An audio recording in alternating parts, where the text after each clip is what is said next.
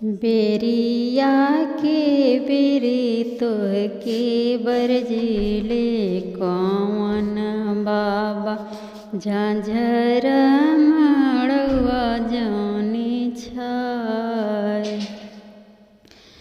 बेरिया के बेरी तो के बरजिले कौन पापा झांझरे मड़वा जानी छाय जी।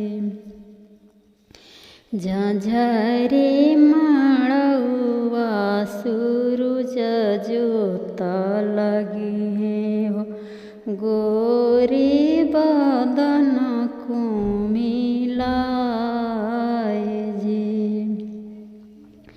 झांझरे मड़वा सूरज जोत लगी है हो गोरी बदन कुमिलाय जी।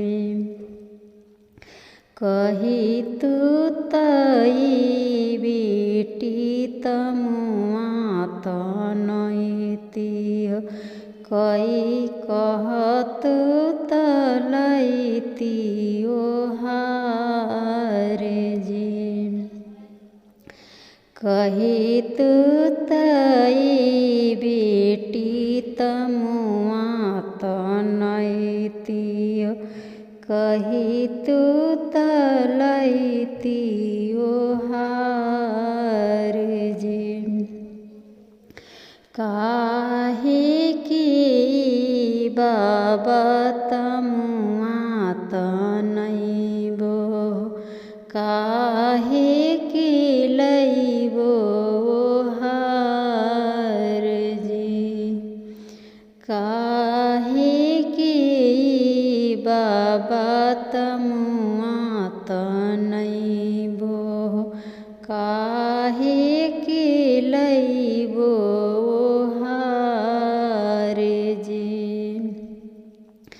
आजू त बानी बाबा रौरी महलिया काल सुंदर बर के साथ जी।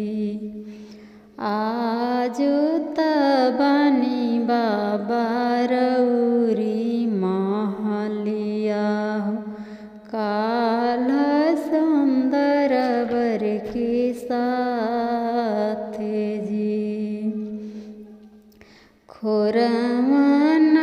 खोरवन बेटी के दूधवा पियवनी हो छलिया खियौनी छालीदार जी।